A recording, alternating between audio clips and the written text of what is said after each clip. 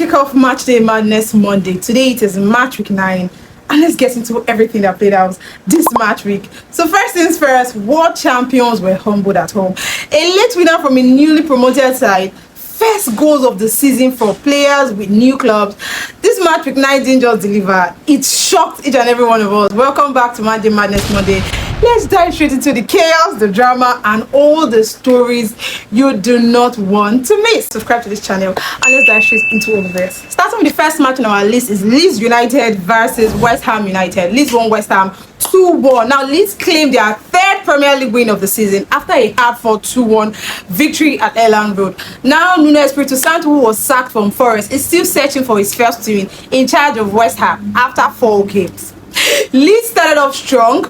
They took control early, and their energy, their pressing, they kept on pressing West Ham for most part of the first half. And though the visitors tried to come back late, but Leeds held firm to secure all 3 points. Now this is a big win for the home side, and serious questions now facing Nuno as the new manager of his West Ham squad.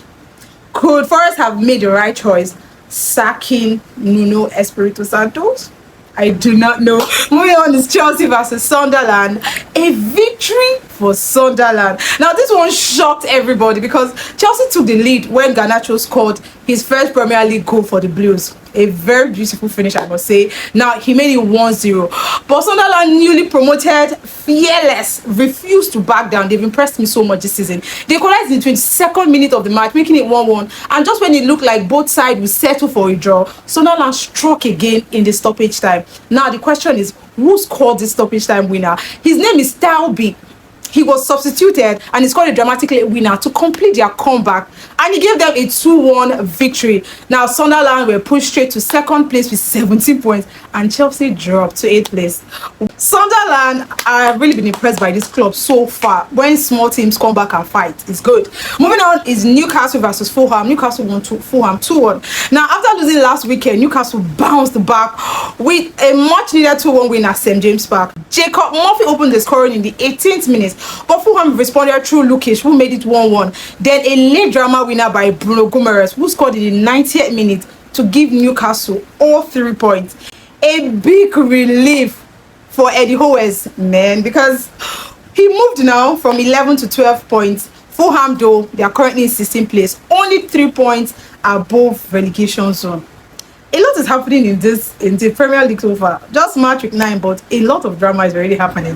Moving on is Manchester United versus Brighton 4-2. Manchester United won this match. Now Old Trafford saw so many goals, plenty of them. United went into the halftime with 2-0 up after Cunha scored his first goal for the club, and Casemiro's deflected goal found the net. Now both goalkeepers were busy, and big credit to Lamens, I must say. I personally was very impressed by him. He made solid saves to keep United ahead. Now in the second half, Bryan Mbeumo made it 3-0 in the 61st minute, but Brighton didn't give up. Then Welbeck pulled one back in the 74th minute, and Costolas added another in stoppage time to make it 3-2. And now the tension is so much. Mbeumo now scored again to make it 4-2. Mbeumo's brace has justified that. His long signing saga he spent in signing Mbeumo, he has really justified it. Now that's 3 consecutive wins for Manchester United. 2 more and maybe United's trans can finally get to cut his hair. Okay, the next match is Brentford Liverpool. Brentford won Liverpool 3-2 in Brentford's home. Liverpool's struggle continues.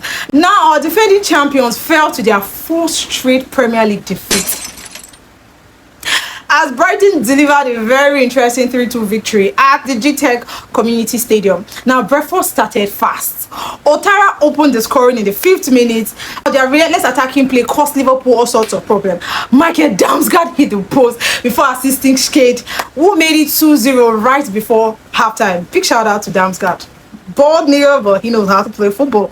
Liverpool managed to respond through Milos Kekes, their new defender, in the first half stoppage time, but a second half penalty converted by Igor Thiago after a VAR check restored Brentford's 2-goal lead. This penalty was due to the foul that Van Dijk made on what's his name? I forgot him. Now Mohamed Salah pulled one back late, but missed a golden chance to equalize at the death of this match. Now Liverpool ends the weekend in 6th place while Brentford climbed to 10th position and just 2 points behind them. Liverpool started this season with so much energy. For them to be in 6th place, but it's just 9 matches played. Anything can still happen. This is football. Moving on to Aston Villa versus Manchester City. Oh my goodness God. Villa won this match 1-0 in Villa's home. Now the shocker of the weekend was Martin Cash 19th minute strike, handing Villa a huge 1-0 win over Manchester City at Villa's Park. Now, City hasn't lost since August, and even though Erling Haaland had a late goal ruled out, it was not just Manchester City's day. Now, Haaland's goal was ruled out, and this particular goal was so painful because he literally used his nuts to hit the pole of the post, only to find out that Mamouche was offside. Mamouche was the one that assisted that goal. So, really sad, not City's day. Now, Villa defended brilliantly and frustrated City from start to finish. Now, with that result, Villa moved up to 7th place, while Manchester City dropped to 4th place. Now 6 points behind Arsenal. That's a statement for he's good at that. Moving on is Arsenal, our top of the table elephant versus Crystal Palace. Now I'll talk about what is poetic. This particular match was poetic because Eberechi scored his first Premier League goal for Arsenal, and he came against his former club Crystal Palace. His 41st minute volley was the difference at the Emirates, as Arsenal stayed 4 points clear at the top of the table. Now, Palace did well to keep things tight, but Arsenal could have added more with Gabriel Magalhaes and Declan Rice both going close. But still, 3 points is 3 points, and Isidor's storyline couldn't have been better. It couldn't have been better. This is so sad. This is so sad. I just knew that Isidor was going to score. I had that feeling. That Isidor was going to score his first goal against Crystal Palace. Same way I knew Cunha was going to score yesterday. Cunha was going to score against Brighton. Tottenham Hotspur 3-0. Now against Everton, Tottenham moved up to 4th place with a confident 3-0 win over Everton. Van de Ven was the hero again, scoring twice in the first half, both from corners, to put Spurs firmly in control. So remember when Van de Ven also won them their first title in years last season? He did it again. Now Everton had a goal ruled out for offside and tried to fight back, but Spurs keeper Vicario made some key saves, not gonna lie. Then in the 89th minute, Salah headed home to wrap up a comfortable win for Spurs, and that victory keeps them within 5 points of league leaders Arsenal. Now they are 4th place with a very good point. Oh my God.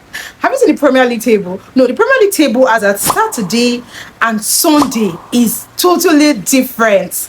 Like, no, you need to look at it because I'm going to put it up. Now, moving on is Bournemouth versus Forest. Bournemouth continue their fine form, very good play, and this time they are in 2nd place after beating Forest 2-0 at home.